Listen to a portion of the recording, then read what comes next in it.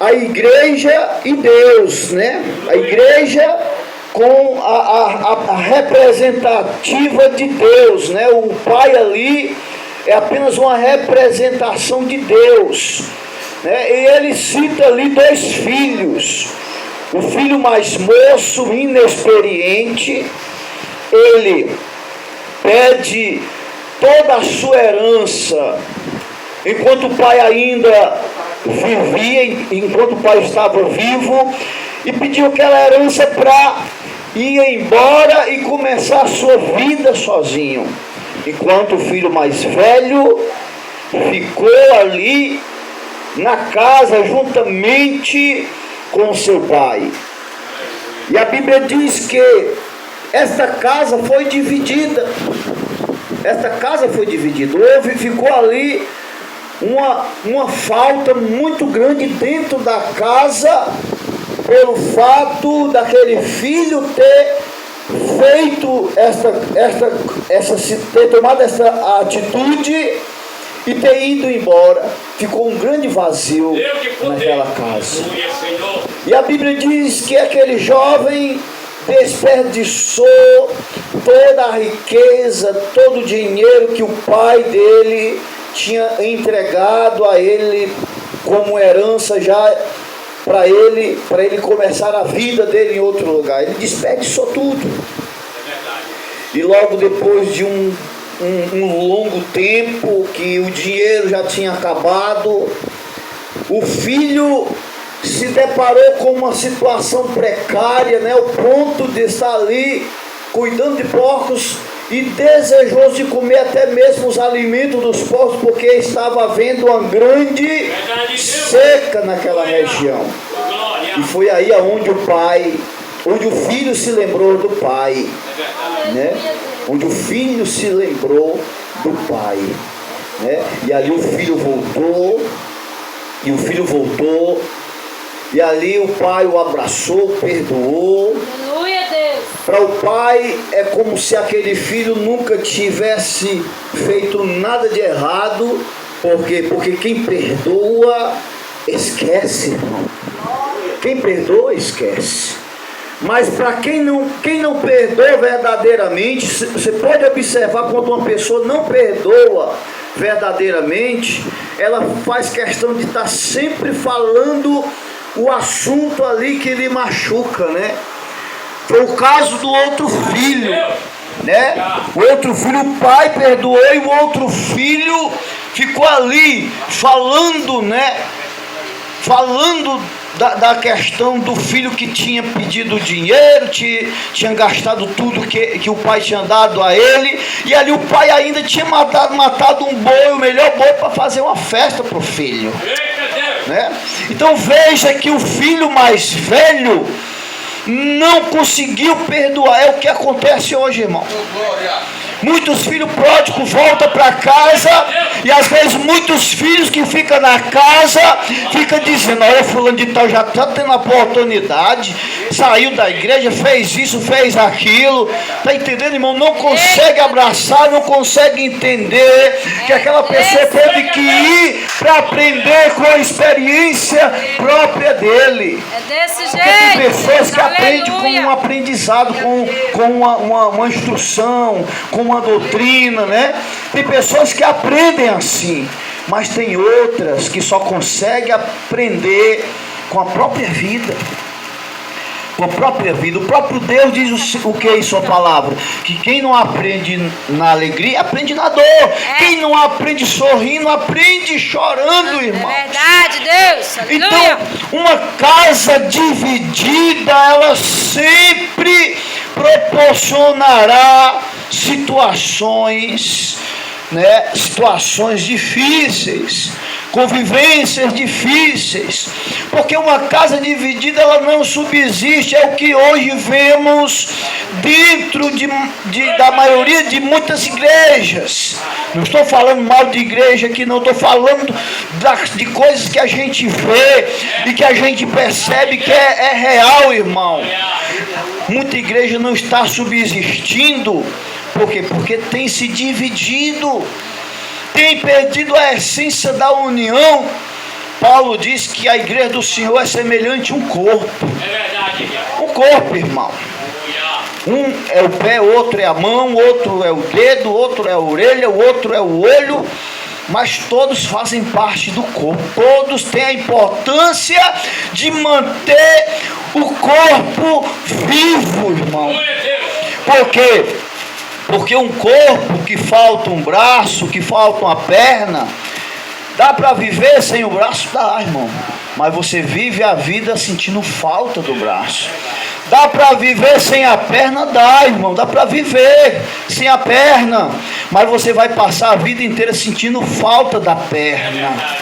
Vai sempre ficar com aquela coisa na sua mente. Poxa, se eu não tivesse subido aquela montanha e não tivesse levado aquela queda e tivesse quebrado a minha perna, ainda hoje eu tinha minha perna. A pessoa vai viver com aquele fantasma na sua memória a vida inteira, porque perdeu a perna. Então a igreja do Senhor está se degradando a si mesmo. Muitas vezes falta um braço, falta uma perna, falta uma orelha.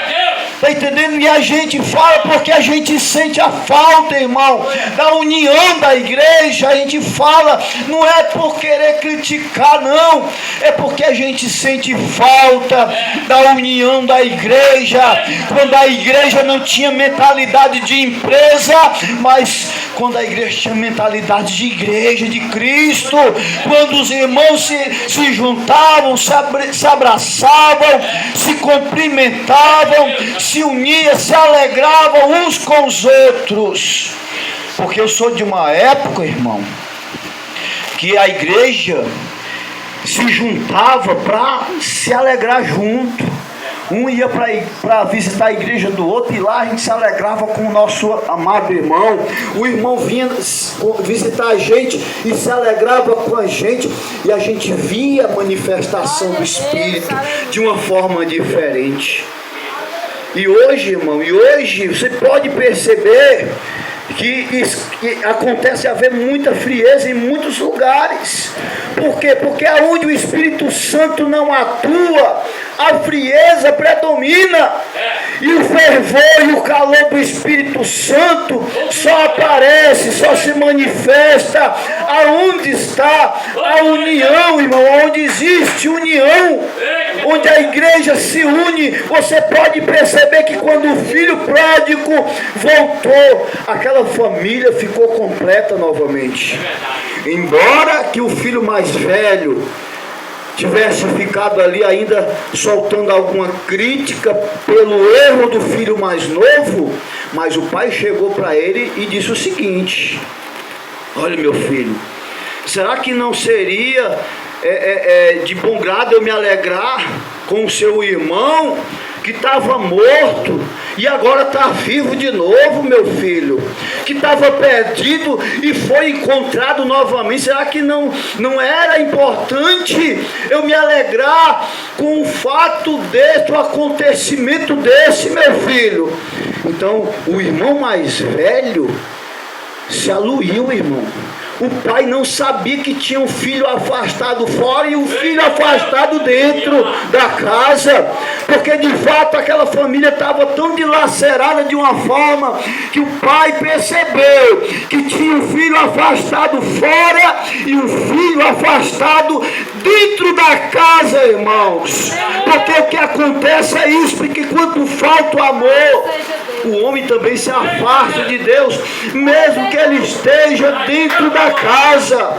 Mesmo que ele esteja dentro da casa, se ele não tiver amor, nada vai ser útil para ele. Ele pode ter dom de profetizar, pode ter dom de tudo que for, mas se ele não tiver amor, a Bíblia diz lá no livro de 1 Coríntios, né, que diz que o amor é o dom supremo, irmão. É o dom supremo. Tem uma passagem bíblica lá no livro de Mateus que diz assim, que Jesus diz assim: olha, muitos naquele dia me dirão: Senhor, no teu nome eu profetizei, Senhor, no teu nome eu curei os enfermos, Senhor, no teu nome eu fiz milagres, Senhor, no teu nome eu orei, os cegos enxergaram. Deus. Jesus, apartai-vos de mim, malditos. Em verdade, eu digo que nem te conheço, porque o que vocês fizeram para vocês mesmos, não para mim. Então, irmãos, é importante que aquilo que façamos na obra, façamos com foco em Cristo. Não estamos fazendo para o ser humano, estamos fazendo para o reino de Deus. Tudo que você faz pela obra de Deus, você faz para Deus. Você tem que ter essa mentalidade que está fazendo para Deus. Porque quando você tem a mentalidade que está fazendo para Deus, você é galardoado por Ele. Deus, aleluia. Pedro chegou para Jesus e disse o seguinte: Senhor, tudo deixamos para trás para te seguir. Deixamos as redes, deixamos os barcos, tudo deixamos para trás. O que iremos ganhar, Senhor, por fazermos isso, por renunciar às nossas coisas? Deixamos tudo para trás para dizer o que nós iremos ganhar. E Jesus, olha, Pedro, você não há alguém que faça algo como vocês estão fazendo que não receba 100 vezes mais. 100 vezes mais. E se você pensar que é só esses 100 vezes mais, ainda tenho para ti a vida eterna. Ainda tenho para ti a vida eterna, irmãos. Então não existe nada que você faça para Deus que você não seja recompensado por Ele aqui na terra, e quando terminar a sua trajetória na terra, você ainda será recompensado no céu. Jesus um dia falou para os seus discípulos, o discípulo chamando Jesus para se alimentar, e Jesus disse: olha, meu filho, a minha comida é fazer a vontade daquele que me enviou. Deus, aleluia. A nossa comida, irmão, precisa ser realizar a vontade daquele que nos enviou para realizarmos esta boa obra na terra, porque a obra de Deus é gratificante você se envolver com ela de uma forma completa, porque o reino de Deus é algo muito precioso. Tudo que fazemos para Deus ainda é pouco, à vista daquilo que Ele fez por nós, à vista daquilo que Ele fez por nós, porque Ele morreu na cruz para nos salvar. Ele morreu na cruz para te salvar. Ele pagou um alto preço pela tua salvação, para que você hoje pudesse bater no peito e dizer: eu sou salvo pela pessoa de Jesus Cristo. Porque Jesus, irmão, Ele morreu na cruz, derramou o seu próprio sangue, pagou um preço que não era dele. Ele pagou a minha dívida e a sua dívida. Ele pagou a sua dívida. Você não tinha mais jeito. Entenda que você não tinha mais jeito. Lá no livro de Romanos diz que todos pecaram e destituídos estão da glória de Deus. O que é que eu entendo com este versículo? Eu não tinha mais jeito, você não tinha mais jeito, o mundo não tinha mais jeito. E Jesus viu que você não tinha mais jeito, você já estava condenado para ir para o inferno. Você já estava condenado. É verdade. E Jesus disse: olha, não, pera ainda. Não vai ser tão simples não, Satanás. Já como eles não podem pagar a dívida que eles devem com Deus, eu pagarei por eles. Qual é a dívida? Tem que oferecer o sacrifício perfeito. Quem tem um sacrifício perfeito aqui? Ninguém, irmão. E Jesus ofereceu o sacrifício perfeito para que a nossa dívida pudesse ser paga. Obrigada, Jesus. Para que pudesse ser paga. Nós éramos e somos, irmão, aquele filho pródigo que estava desgarrado, que Jesus citou aqui, irmão. Nós éramos o filho pródigo, o filho mais velho era o judeu, irmão. Aleluia, meu Deus. O filho mais velho era o judeu que Jesus estava falando. Nós era o filho pródigo. Eu e você, nós éramos os filhos pródigos, irmão. Nós desperdiçamos toda a nossa vida pecando. Só quando nós nos encontramos, nos encontramos cansados e oprimidos pelo pecado, foi que nós recorremos a entregar a nossa vida para Jesus. Nós gastamos toda a nossa vida pecando contra Deus, transgredindo contra Deus, fazendo tudo que nós não devíamos fazer contra Deus. Nós éramos o filho pródigo que Jesus estava falando. Obrigada, meu Senhor. Porque somos os gentios. O filho mais velho é o judeu. Né? O judeu que não aceitava o evangelho ser pregado para gentio. É tanto que o próprio Pedro, Jesus mandou ele pregar para um gentio. Ele disse: não, jamais, Senhor, jamais eu vou pregar para uma pessoa como essa. Aí ele teve um sonho comendo coisa impura, né? Coisa impura. E Jesus disse: olha, Pedro, não faça imundo aquilo que eu purifiquei. Não faça imundo aquilo que eu purifiquei. Então Jesus nos purificou pelo seu sangue. Jesus nos purificou pelo seu sangue. Nós, os filhos pródigos, fomos purificados pelo sangue precioso do Cordeiro de Deus. Nós fomos purificados pelo sangue precioso de Jesus. Nós voltamos para casa quando entendemos que estávamos lá, passando fome, sofrendo nas mãos de Satanás. Aí nós nos lembramos de Deus. Eu vou voltar para a casa de Deus, porque até os empregados de Deus comem melhor do que eu. Eu vou pelo menos ser o servo dele lá. E é o que estamos sendo hoje, servo do Senhor. Servo do Senhor. Porque um dia nós entendemos que aqueles que estão na presença vivem bem, irmão. Aqueles que vivem na presença de Deus vivem bem, vivem em paz, vivem debaixo de uma proteção divina. Tem um anjo acampado na frente dele, guardando a vida dele 24 horas por dia. 1000 cai do seu lado, 10.000 cai à sua direita, e você não é atingido, porque você vive debaixo da sombra da proteção divina de Deus.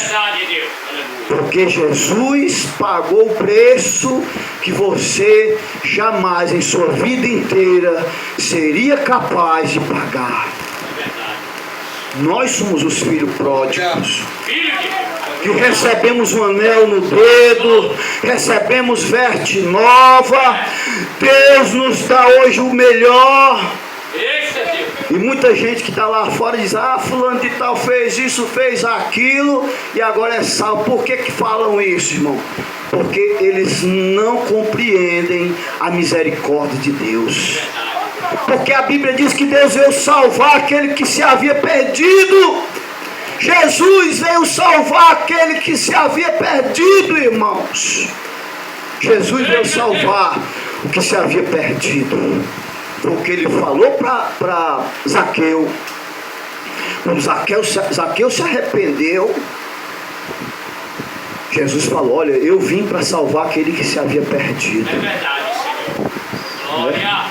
Então, meus queridos, é importante nós estarmos sempre firmes e constantes, unidos.